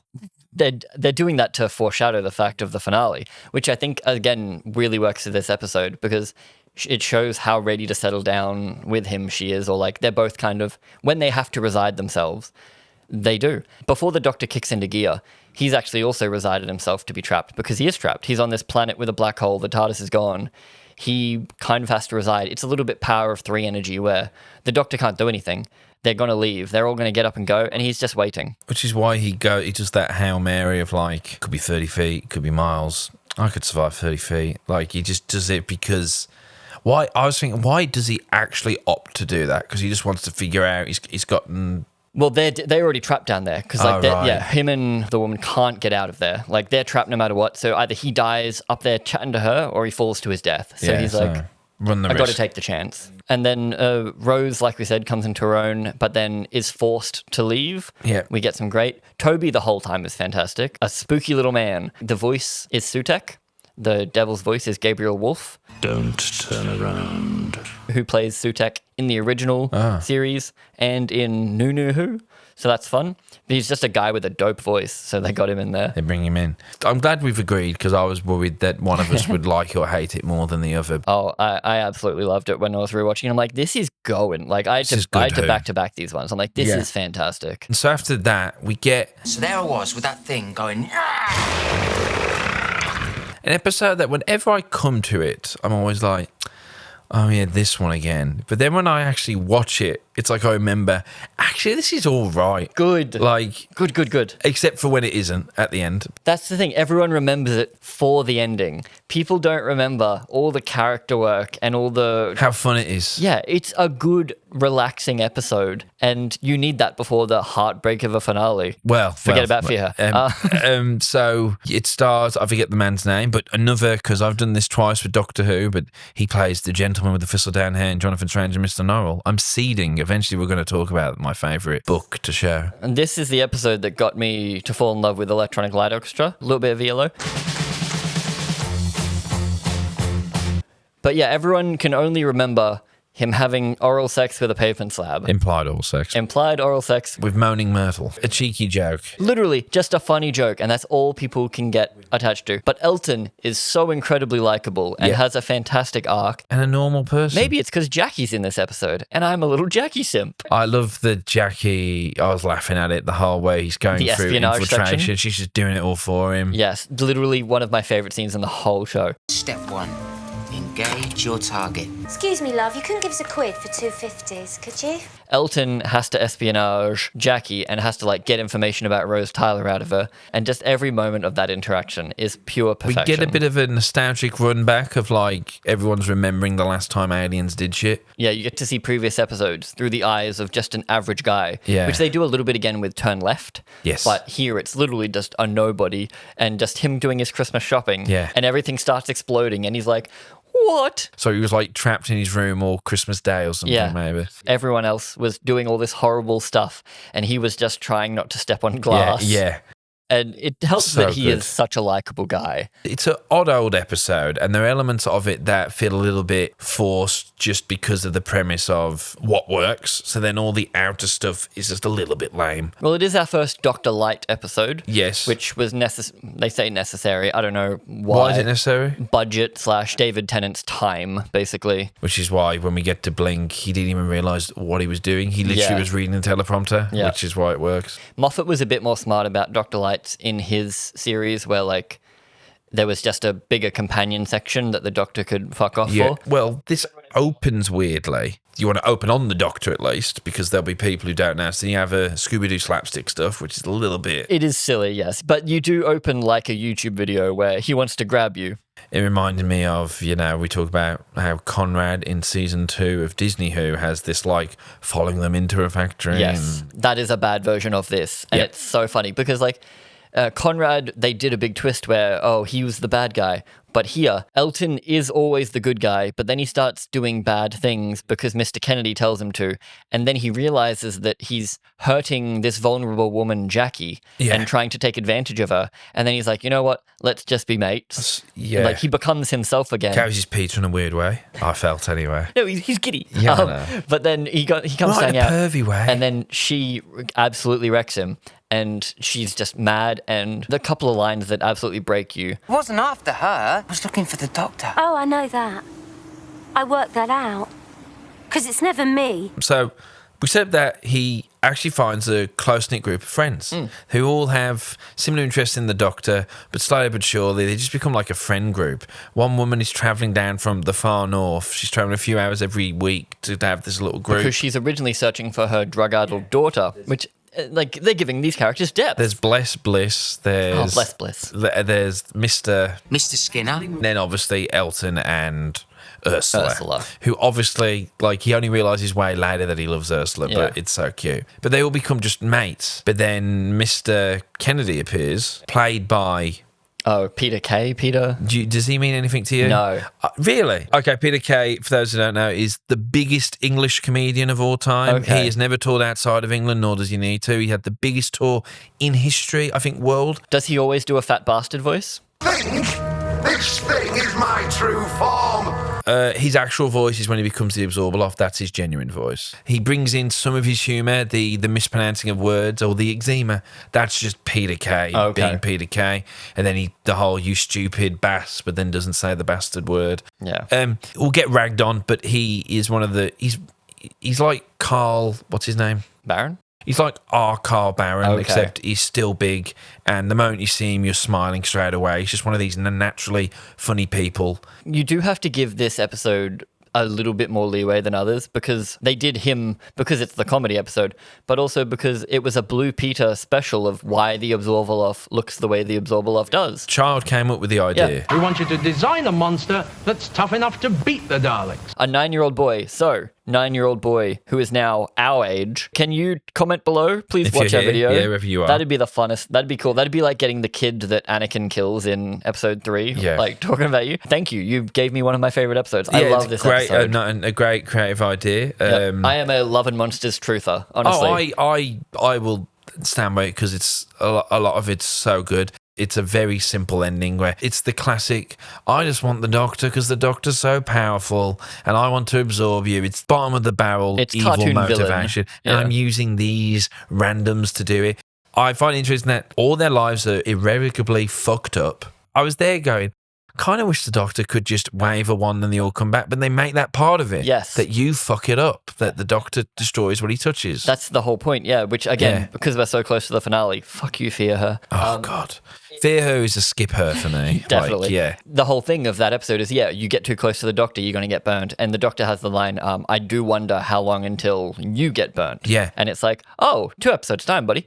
But it works so well on every level for me. And it's because they're likable. It does the vlog stuff better than Ryan did in his first episode of Doctor Who. It's vlogging at the time. It's early YouTube. And he has his camera that he finally gets to zoom by the end. Like, you get payoffs for the tiniest little thing, like a zoom on his camera. It's a bit weak. The whole your mum died, I closed off. That's super just a It's reason. a reason for him Why to do you have want. to force the Doctor into his life like that, other than it's just a personal touch? Probably a motivation as to why, because his mum died. But that, to me, is weak sauce. Yeah, I guess it's because they also don't go into it, though. Like, it doesn't really inform his character apart from the fact that he's always been fascinated by the Doctor. So when he saw the Doctor that day, he's like, oh my God. I did like what's the twin planet of California? The twin planet of Raxacoricofallapatorius is Clom. Clom. Yes, Clom. I spit on him, the swine. That's just Peter Kay through and through. That style. They're like, doesn't he look a little bit Raxacoricofallapatorius? You've never seen Phoenix Nights? No. Oh, But yeah, this is just a pure character, beautiful episode. And if you don't like it, you're wrong. I'm sorry. I think what hurts it, particularly in a binge, and maybe when we're watching it live, is that the next episode is, it's bad. It's not a good episode. It's not fun. And I looked up the writer. I was like, who the fuck was this tool? This guy created life on Mars, so he knows what to fucking do. Yeah. So, great writer. In fairness, Fair I enough. think he was given a budget of $3.50. I was going to tell you, I completely sympathise. They must have been taking, if they can do that, the way they divided the money, that Fear Her got the short end of the stick. This episode also hurts Idiot's Lantern for me. The street looks almost identical. Instead of flat, the windows are curved. Yeah, it's empty because people are disappearing. That's why it's empty. Not that we can't afford extras. Yeah. They did pretty much every sin you could. Like, they rely too heavily on a child actor doing something important in the story. Yeah, the only thing they do get is that Rose and the Doctor aren't lovey-dovey, but they are good friends. They have a good dynamic in this episode. Child actor is bad. Not her fault. She's a child actor. The weird whisper yelling. I want Chloe. Wake her up. I want Chloe. What are you giving to this child? You're like, hey, child actor, don't just be a child. Be a weird little demon baby. And we're going to bring in themes of child abuse and spousal abuse through a picture of her dad that is also cartoonishly, like, banging the things. The secret pencil she hides in the doll, just in Which case. is from a cutscene, in fairness. As in, like, that makes more sense when she's been banned before. Otherwise, it's just this weird kid that is hiding things in a doll. Yeah. It barely makes sense as is, but they cut the one scene that gave it slightly more credence. But the setup is that it's the London 2012 Olympics. That is the only source they could bring. Yeah. They're like, we have nothing to do this episode. We're going to throw that in. Councilman Kell holds this episode up for me. That's the He's council a wonderful stuff, man. council van. You're taking a council axe from a council van to tear up Council Road. I'm going to ring up the council. That's the best part. He was one of the biggest TARDIS posting memes back when TARDIS posting was huge. Like, it's so funny. But the one shot of Rose with the most vicious face holding an axe ready to dig up the thing. And I like that that's the Doctor rubbing off on her, like... Yeah. Well, because he disappears, she has to do stuff. The initial gag of the episode where he appears, the TARDIS between two things, he materializes and he has to take a step out, realizes he's parked wrong, so he has to twist the TARDIS. That's funny. Yeah, and there's a poster of Shane Ward because Shane Ward was that year's X Factor winner. I don't know where Shane is now. It's just such a nothing episode, but then they do things that bring it down. Idiot's Lantern for me is nothingness that they bring up a little bit. Yeah. But this just straight up, nah, dog. It's budgetary stuff for me. It's just so boring and they flat. Needed 100 Cybermen in the finale, and they're like, I'm sorry, but you have to make Fear Her to be able to afford this. And obviously the two-parter we just had was pretty pricey too. Oh, yeah. So, yeah, this is the one that just came up rough in the shuffle. But then for me, it also is like, because we just had Love and Monsters, which is a good example of having a cheaper episode. But also more expensive because it's multiple locations and a guy's in a green suit, so it's a bit more pricey. Yeah. Oh, it's two guys in suits because the guy at the start is wearing the monster at the start. Oh, yeah. Oh, great creature design in Love and Monsters. But also, the Doctor is wandering around a neighborhood not knowing what's going on, while the Rose is like, why does that kid look creepy? And then they just continue wandering around. The mum leaves her alone and they're like, don't leave her alone. And the mum leaves her alone. Yeah. And just relies so much nonsense. Oh, we also have exposition for the ending, where basically once the Doctor realizes that it's a little flower pollen being, they then spend maybe 5 minutes even of just being like her speed drawing while she exposits what her backstory is. And then the Doctor says, oh, I know about this species. Blah. And then the poor girl has to go, goodbye. I love you. Chloe Webber, I love. We should have done the whole review of Fear Her. Talking like this. Yeah, it's terrible. It's funny that they removed Fear Her and no one cared. Yeah, but that's it. Fear Her is a skip her. Yes. Like, you do not need to watch that episode. You do not miss a thing. It doesn't add character. It just sets up a little bit at the end where they're like, I feel like something bad's coming next week. And it's like, I wonder if Love and Monsters gets a bit of, because it's right next to this one, so then it's two not real. It's a Doctor Light and a Doctor Shit.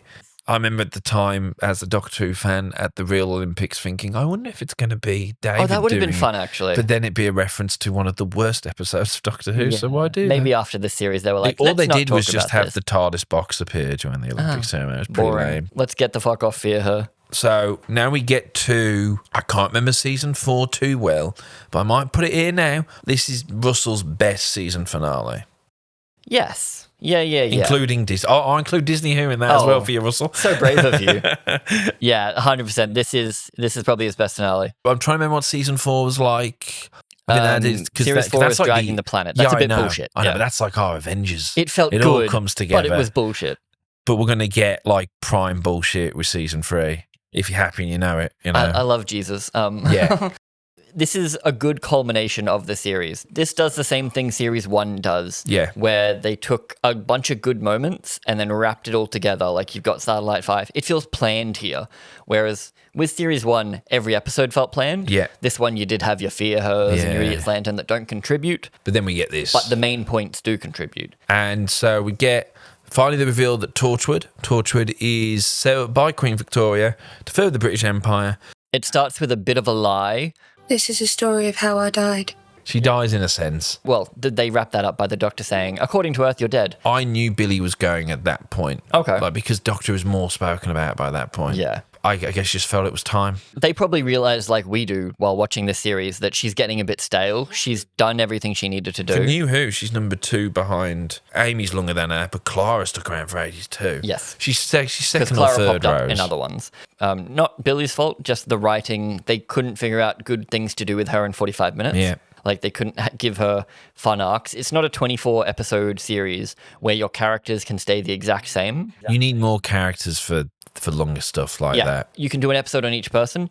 Here, Rose is the second main character every episode. Exactly. So the setup is, they're bringing in ghosts. They do actually spoil it too quickly. The ghosts thing. Like, the ghosts are very fun of, like, what could they be? But then you just cut to Torchwood being like, meow. And then the whole, like, the world, so they're clicking through. It's like there's ghost weather, and then there's the Great East End. It's the only spirits I'm serving. That's great. Fantastic. It's clever. They did it again with the black box stuff with Matt Smith as well. Yes, it's the whole thing of, like, a new war breaks out, we're all freaking out. That war goes on for a couple of months. We get bored. Like, because it's all part of the plan. If ghosts kept rocking up every day for a year. And they were harmless. Yeah, no one gets hurt.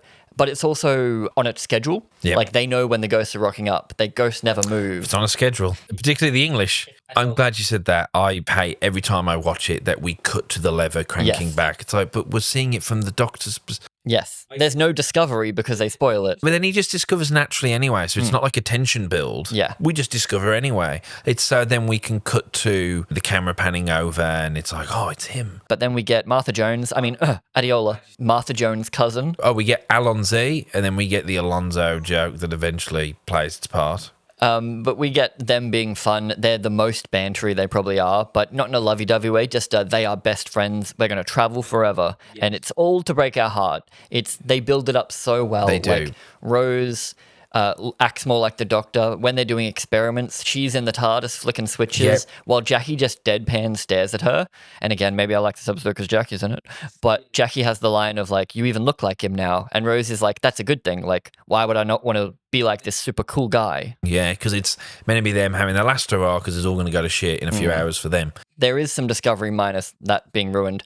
They do also show you that the Cybermen are back, but you constantly have the mysterious orb. So the good. Void Orb is... Yeah. That's done well. Because you almost forget about it. Like, it's there, but it's... And because it does nothing, and it's one of those things of everything's weird, but if you don't talk about it, you forget about it. It's so good because when we go into Torchwood, he's like, hang on, am I your prisoner? They go, oh, yeah. My favourite line is from that moment. Doctor, they've got guns. And I haven't, which makes me the better person, don't you think? They can shoot you dead, but the moral high ground is mine. He grabs Jackie, seemingly knowing. He goes, oh, I fell through a wormhole. She aged, It almost feels like this episode was written for 9. David plays on it like it's a playful, loving kind of banter. Yeah. It really refreshes the dynamic having Jackie there instead of Rose, which really made me feel like, oh, it is time for Rose to go. Maybe some early Donna vibes. Yeah. Maybe in some ways. Like an older woman who isn't interested in him in any remote way. Yeah, does not take his shit, basically. And it really showed me that, you need to mix up this dynamic because Jackie as a companion for 30 minutes was fantastic. It's great. But Rose puts on the old coat, gets out the old psychic paper, gets caught, but then turns out Mickey's here. Oh, that reveal was fantastic. It's a reveal that it's the Cybermen who have travelled through the void space from the parallel world that we had 6 episodes ago. And now they're here to upgrade a new universe because that universe nearly fucked them up. Yeah. And they followed this orb thing that was in the void too. And then, seems like it's all going to shit. It can't get any worse than this. You get the Daleks, which I'm pretty sure have not been referenced at all. No, not this series. So good. That like, not that you forget about them, but it's a really cool surprise. Yeah, you didn't expect it. And we've never had Daleks in Cybermen, which is crazy. Somehow. I even at the time was like, they've never done that to two of the most iconic villains. So they come in and it's fantastic. There was points in there where I was looking at Billie. I was like, she would be an all right doctor. Like, honestly, like... she's channeling the doctor She did really well. And you don't really see that. I mean, Jenna Coleman has a whole episode where she plays as the doctor, which is great. When it's that reveal, I was really amazed in that second part, just how well they upped the ante every time. And it was paced so well that it wasn't... I was like, God, if this was a three-parter... You'd have just had the whole episode be just the Daleks are here, then the next one would be them. But no, they quickly get into it. These Daleks are talking. There's a Genesis arc, all this fun stuff. You have Dalek versus Cybermen banter. Oh, the banter, it's iconic now. Yeah. What is that? You are better at dying. It's so good. I really have no complaints about this two-parter. It's so well done. It's all these such great reveals. And then when the Doctor finally meets them, he goes, oh, the Cult of Skaro, and gives such a great little lore drop when you're talking about where he's like, oh, they were designed to be creative. Yes. They were allowed, they even got names. And it's short and sweet because like you just get it. It just makes sense. Because I know it's the one actor doing the Dalek's voice, but he does such a good job with like, I love the line where he's like, the Emperor survived. Like this fear, but anger and I don't know, it's a modern term, but the aura building that like, that's the Doctor. And they step back and he's like, yeah, I love that. I've always loved that moment. He's good. It sets it up so well. It makes me go that this is one of the strongest finales. I think it is the strongest of Russell's run because Moffat. I love season Big Bang. 5's. Yeah, Big Bang. That's so good. But but we will get to that. Yeah, so Jackie meeting Pete. There's so many good moments, and especially because we get character again. Pete. Hello, Jax. I said there were ghosts, but that's not fair. Why him?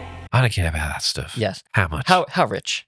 It's like, but really, how rich? Then they flip it later on when she wants to stay with Rose, and then Pete goes, "We need to go, Jackie," and she says, "Shut up! I've had 20 years without you. I don't need you right now." I'm not leaving it. I'm not going without her. Oh my God, we're going. I've had 20 years without you, so button it. I'm not leaving her. Oh. And then then it's the whole, that's your daughter. No, it's not. But it's unsaid. The fact that he saved her means that he accepts that it is his daughter, obviously. But the reveal that like, oh, it's a Time Lord prison. There's a shitload of Daleks. You're really fucked now. There is a missing scene, surely, at some point where the humans and the Cybermen decide to kill the Daleks. Because it prevents their upgrade. Because they're not compatible. Yeah. They just start all teaming up to kill the Daleks, and it's never mentioned why. And that scene's great because we were laughing because I was watching it earlier today. One time man gets hit, that actor, the stunt guy, locks up and falls face first, and then it cuts to another side man who falls down the way I would fall down, is that he turns around, sits down, lies down, and it made me laugh. There's also one off the left-hand corner at one point, there's a CGI one that dies, and you see him like PNG crumple kind of deal. Like, it's so funny. Yeah. But when you're watching on your little baby TV in 2007, that's what it was. Yeah. Like this wasn't meant for my big inch, my 65 incher. It's just so well done, the whole episode, because it does hit so many more character beats. Yeah. And it's like, because Russell isn't the best concept guy, but he can nail the characters. Yeah. And when he bothers, this was the right balance of, I mean, apart from a few like PNG of like them outside the Taj Mahal or whatever, like it's pretty fine. The only thing I don't like is it's a small thing, the prop of the teleporting thing. Oh, it looks plastic as hell. Yeah, it's got the cheap, like, Tamagotchi chain wrapped around it. If you couldn't buy that in 2006, I'm shocked. This feels like a toy that they pre-made. And how does that work? When Pete does it, they all teleport. Yes. But you He's can got the solo master teleport. controller. Yeah, it's so... But you go with it. It's like they only made 3 of them, so they had to shoot it, so only 3, yeah. It's a super active finale, which I think works really well as well. Like, there's something for the Doctor and Rose to be doing permanently. Yeah. They're running around, like, they've got to hold these levers. There's a sacrifice to save it. Yeah. Like... Series 4, everyone gets off happy. No one dies. Like, everything's all good. Whereas here, Rose is trapped. And then they all get sucked into the void. The that thing, I could use them for the shopping. He then uses Which to hold on to. They actually bothered to cause and effect that. Yeah. They Chekhov's anti-grav hammer thing that he can stick onto the wall. Yeah, and the effect of the void closing looks like someone crumpled, paper. Yeah. It must have been... Maybe. Yeah, it might 'cause also just be an effect at the time. that but looked like it. It worked well. But a great ending of like that, of them crying. You can't help but feel a little bit sad for them. Oh, I think it worked really well because, Yeah. like, you've got one great bit for me was after Rose comes back and says that she's going to stay, and the doctor I kind love of that. accepts her staying, but he's also mad at her for like throwing her life away with him. He's like abandoning Jackie because he accepts it. He's like, okay, you're here now, but then he's like, go tell me the buttons on this thing. That's it. They're playing with you. Yeah. If you're watching, you're like, oh no, not again. Oh, good, she's back. It's fine. Yeah. Oh God, she is actually gone. Yeah. When they're holding on together, you can see they're also like having fun, and that fun ultimately is their destruction. Yes. And when they're on the other side of the wall, she's blubbering, slapping the wall, Yeah. and he's just standing there. Oh my, that gets me. Yeah, Even to it's now, I'm sad. like, it's so well restrained as well because, like School Reunion, he says, I have to move on. Yeah. So he does. But then after he says Rose Tyler, he does have 2 tears, but they feel so earned. Like, and it's the first time we've ever seen David Tennant or even the Doctor cry. That farewell in Norway on Bad Wolf Bay, he doesn't quite get to say I love you, which is, you know, well, we don't even know if that's brilliantly what he was going to say. Well, like, I think that's the beauty I of it, love though. you, Rose Tyler. Yeah, but like, I think that's what works about it so well, though. But Like, it's obviously going to be I love you too. maybe the fact it isn't dead set there. I get it. It's the think is tragic of good. it. Yeah. Wonderful ending to a fairly a good series, and then of course we get the runaway bride Donna herself. Oh, which I think actually works fantastically because what you get is you get this absolutely shattered Doctor. No way he's picking up a new companion. Massive confusion. Yeah, he's just like, he's down in the dumps. But then a companion is forced upon him, Yeah. and he's like, what is he going to do? Not find out why this random woman It's appeared in his appeared in his TARDIS? TARDIS, yeah. Like, It's it's like fantastic. when they do the same thing with Martha a little bit where they hit him with the Titanic. Like, Yeah. you have to make him move on. And I think that's Although works really well. canonically in that one, it's the Fifth Doctor. Oh, Time Crash. But don't forget, turn on your shields, Doctor. So let's go through each episode and we'll find out just how pretty good this season is. Yeah, I feel we should stress this is still better than a lot of modern Who. Better than, from what I guess, most of Jodie's era, all of Ncuti's era. It's still very good, very watchable. There's just a couple of skips. The nice thing you can say about David's era is it only gets better from here. Yes, which is a very interesting thing to say. Like, a lot of the time people are like, oh, they fell off. But with David Tennant's, they're like, oh, like Matt Smith, people will say he fell off. Whereas David Tennant, you're like, he built, man. All right, so Christmas Invasion. What are you feeling on that? Because I enjoyed it. I think it's an overall. A purely because the Doctor's debut is so good. Yeah, Yeah, it's an that's A. fair. I'm happy to stick there. For me, overall, it would be a straight up B. I really do enjoy the character stuff, and I think it's clever the way Rose is the audience surrogate. But yeah, I'm happy with A. New Earth, though, I'm putting that on a. I like the body swappy stuff. If you're being technical with it, yeah, it's probably a. I was going to stick it in a C, to be honest.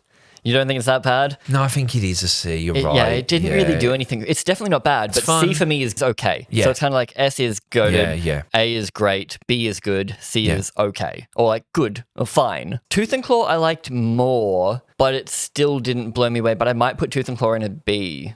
Oh no, flipping ninjas.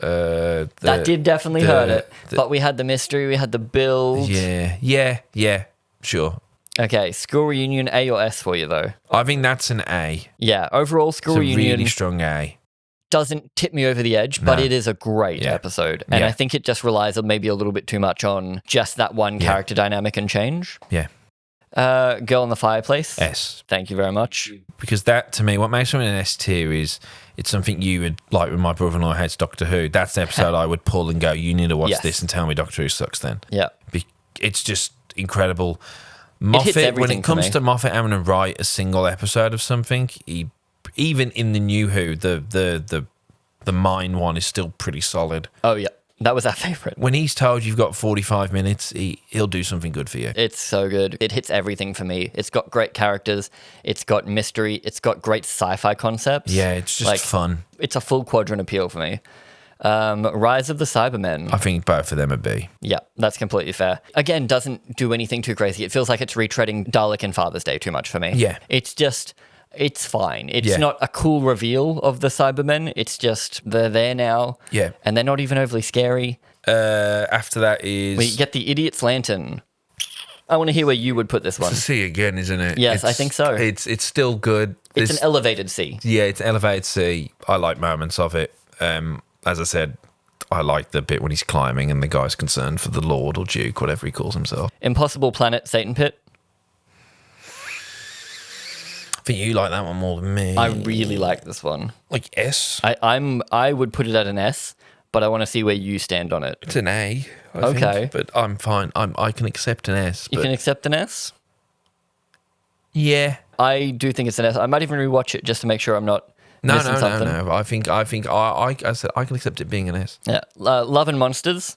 I won't put in an S, even though I love it. Yeah, that's like a feelings one. I mean, that's just like a really nice B. Really, I would put Love and Monsters an A. I really like Love and Monsters. Some of the... I think you go into it for that fun character stuff. Obviously, some of the dumb stuff with the alien, but you're not there for that. I think it's how much that dumb stuff, like the Scooby-Doo intro or the Absorbaloff being green and farting, like... I think people can focus too much on that. Yeah, if you broke it down and was technical about it, it probably wouldn't come up great. But when you watch it, it's edited well, it's acted well, all those elements come together that, it can be... There's going to be people going, I can't believe you put that above. Next up is Fear Her. It's a D. There's no E. No, so A, B, C, D, F. That's the way tier lists work. It's just, if it's dog shit, it's dog shit. Does it have elements of a Doctor Who story? It certainly does have elements of a Doctor Who story. But I never want to watch it again. Yes. So therefore, it has to be the bottom of the barrel. I think it's the weakest episode of the era. Got a 5.8 on IMDb. Is it the weakest of the era? I can't think of an episode top of my head that's weaker than this. We'll put it bottom of the barrel. We'll put it in F. The B one's fun. I like them in the season. But anyway. And then finally... Army of Ghosts S. and Doomsday, S tier. Because they're so strong emotionally, it's great. And then just pacing-wise, it's so good in that second part. Even both of them put together. But the reveals, every 10 minutes, you feel like there's a cool little twist or add-on. And more Daleks at the end maybe is a bit overkill. But still... The Dalek Simon banter is fantastic. And then obviously the emotional ending with them saying goodbye. Even though Rose and number 10, weirdly, you'd say 9 and Rose have a better, stronger, more interesting relationship than 10. But you still hold on to it because Rose has been here for 2 seasons now. So I think that puts it in the S. I think what it is that this has highs, just as high as what has happened before. But then it has a few other lows. Yes, it doesn't have as many highs, and it's not as consistent. Yeah, so I guess it may be the average maybe will balance out the same somewhat as season 1, but watching it, I felt season 1 was maybe just a stronger, more cohesive piece, even though the limitations meant they had to make sure the scripts were really good where they could afford it to be, like the character stuff. Where with this, a little bit more money's there, a little bit more creativity can be happening. But when I was thinking about what's coming up, I was like, oh yeah, the Smith and Jones is fantastic. The Shakespeare episode is great. The new New York return is great. Yeah. It's a toss-up in my memory, season 3 or 4, which one's better. But I think the reason why we all love David's coming, and it's these next ones. Well, we didn't give a single D or F in our series 1. So on a technical, whereas here, we've given... a few Cs and 1 D. Yeah, we've given 1 less S, but we've given like 1 A. Like, it's much more spread. Whereas we still had 3 S tiers in a season is still great. I'm thinking with season 3, top of my head, I'm like, is there even a C in there? But I'm sure there is. We'll find out very soon. What we're going to do, though, is next up, we're going to watch Torchwood. Yeah, I've never seen it. Yeah, crazily, Stephen's never seen Torchwood. And it's pretty relevant, and I think it'll also be interesting. And also, it's more content for you guys and stretches this out. So that way we're not watching Doctor Who back to back to back to back, and we get bored. We won't do Sarah Jane? No. Yeah, this stuff's 20 years old now, so it's fun returning back to it. And it still holds up for the most part really well. Like, there's a bit of cheapness here and there, but it's still good. But okay. Thanks as ever. Thank you very much. This was a ridiculously long record. Bye.